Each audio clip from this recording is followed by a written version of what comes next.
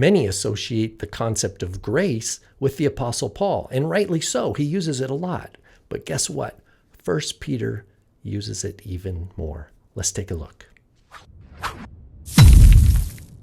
Shalom, welcome to Rob on the Rock. I'm Rob Vanoff, and I want to share with you in this video about something I learned from the Epistle of 1 Peter.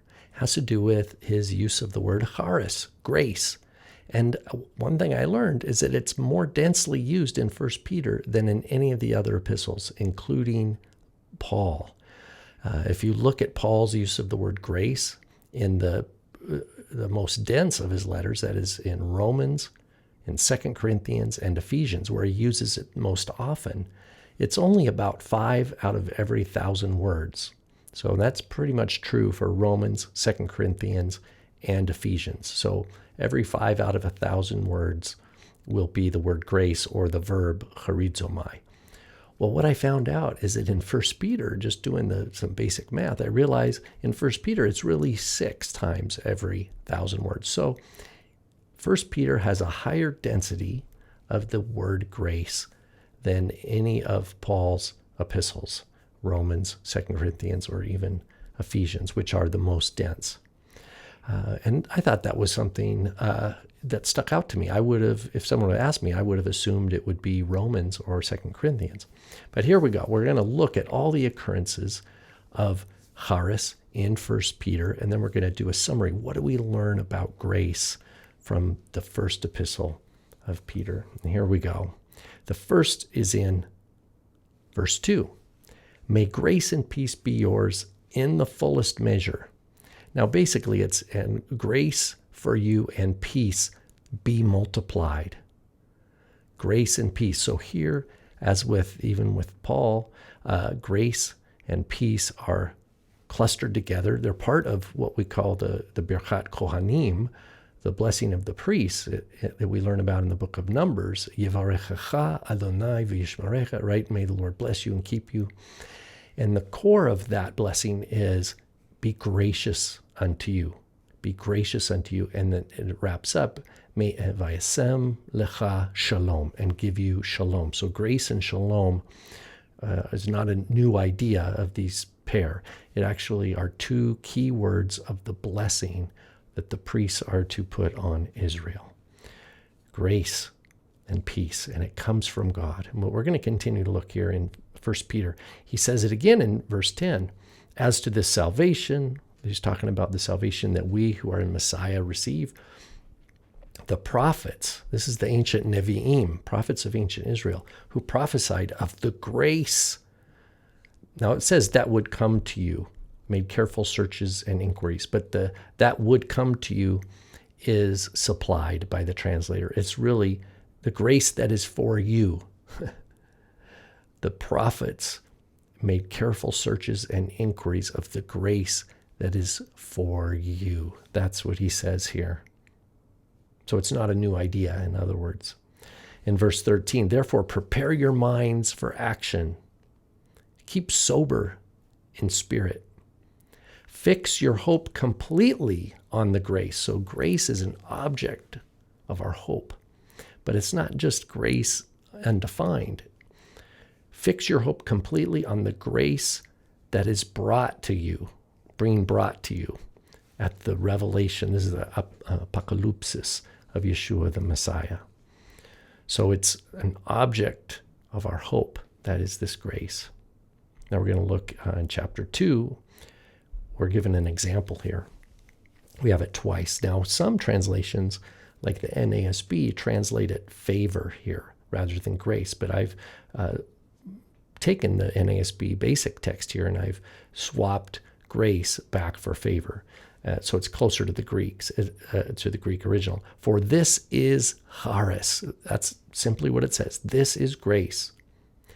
If, for the sake of conscience towards God, that is fear of God, trust in God in your inner person, a person bears up under sorrows when suffering unjustly.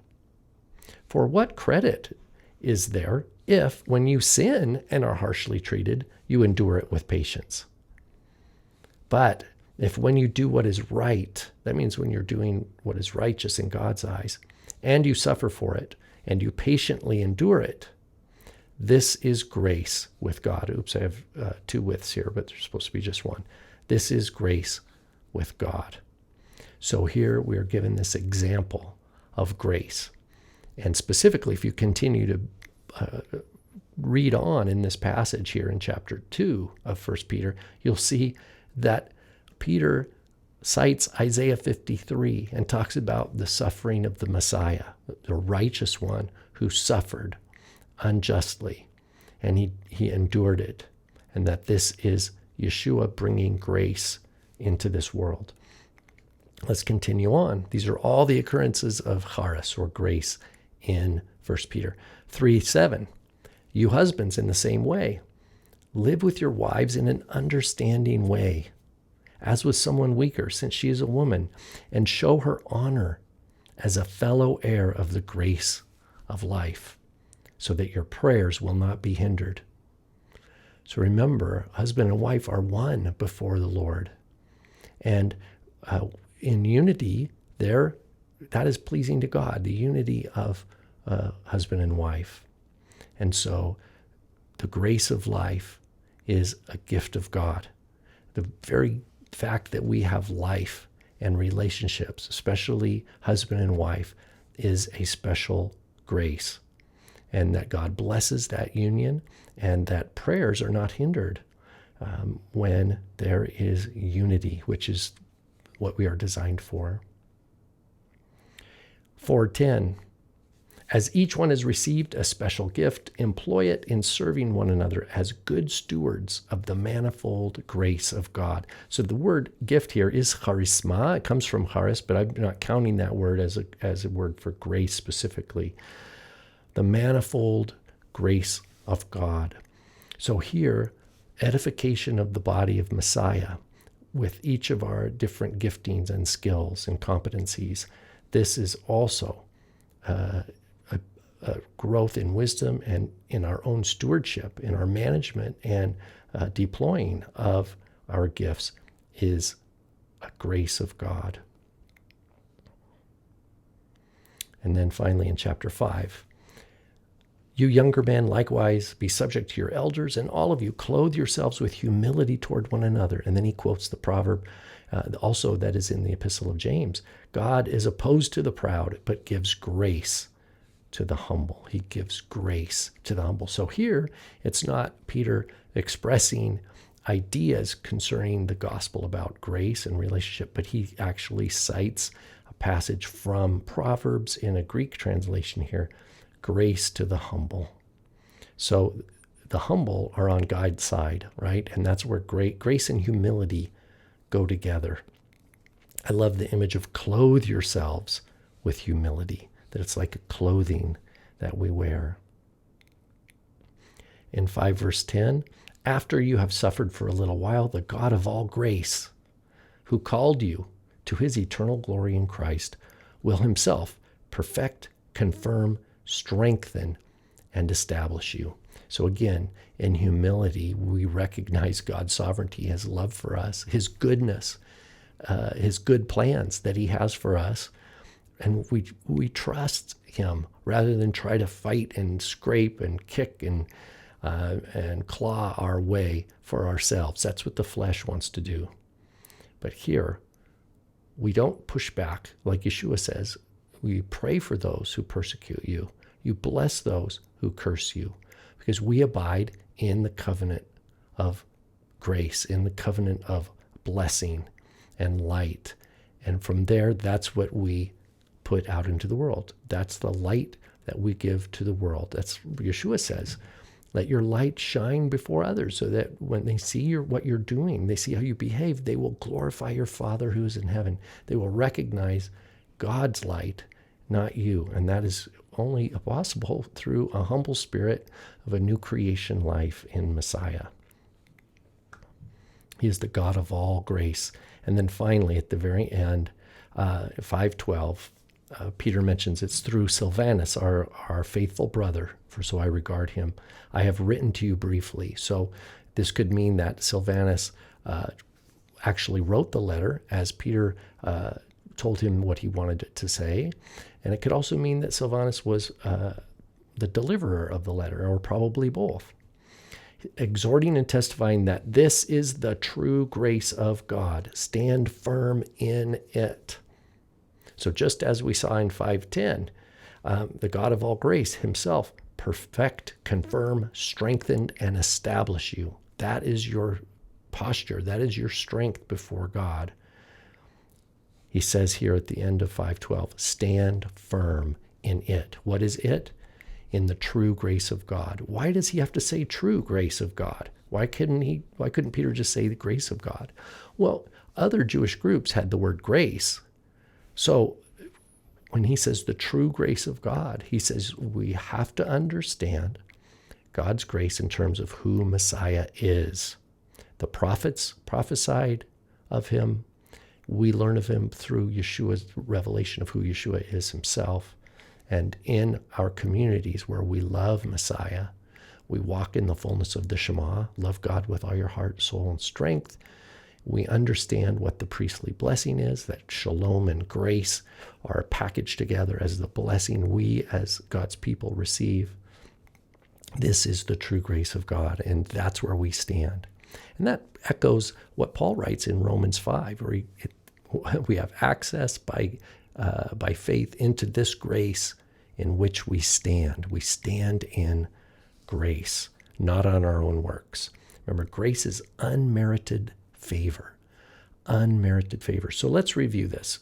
Charis as unmerited favor in 1 Peter. These are just a list of things I jotted down. Perhaps you could go through and put it in your own words. And these don't necessarily correspond to all the verses, but here we learn that grace is for us in a fullness of measure, that it'll grow into a fullness. It's for us. We learn that the prophets tell of it. They sought it out. They valued it. It was precious to them, and they wanted to learn more and more about grace. We learned that from 1 Peter that grace comes through the revelation of Yeshua. We are given an example. Perseverance of the righteous in the midst of suffering and persecution. And then, of course, as we know, Peter cites Isaiah 53. We hear of grace as the gift of life with relationships. So the gift of life itself is a grace. We benefit. We didn't create ourselves. We didn't give ourselves life. We are the recipients of a blessing called life, and that is a grace. We didn't earn our life. The sixth point I would suggest is that that grace in each of us comes in a variety of expressions, and we learn how to wisely steward that grace. That's the manifold grace of God, as it says.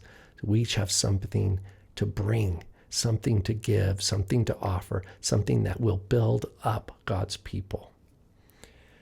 Again, like we saw, it comes through revelation of Yeshua. It comes from God, and it's connected with humility. He gives grace, it says, to the humble. He opposes the proud, but gives grace to the humble. Humility, fear of God, and God's grace, clarity on who God is and what his grace is, all is a package together. Those concepts are inseparable from one another. And finally, we are told, like we are in Romans 5 by Paul, that we stand in grace. We stand in grace, which is very similar to Yeshua walking on water. Standing in grace is miraculous. It's a miracle, and it's a miracle that is true for we who are in Messiah, not by anything we've done, but by his goodness and his love for us. So this is a short study of charis, of grace, in the Epistle of 1 Peter. And again, remember, it's more dense here. If I did my math correctly, 6 out of every 1,000 words is grace, whereas even in the best of Paul, in Romans, 2 Corinthians, and Ephesians, it's only 5 out of 1,000. So Peter takes home the little badge of honor of having the highest density discussion of charis in the apostolic writings. Shalom.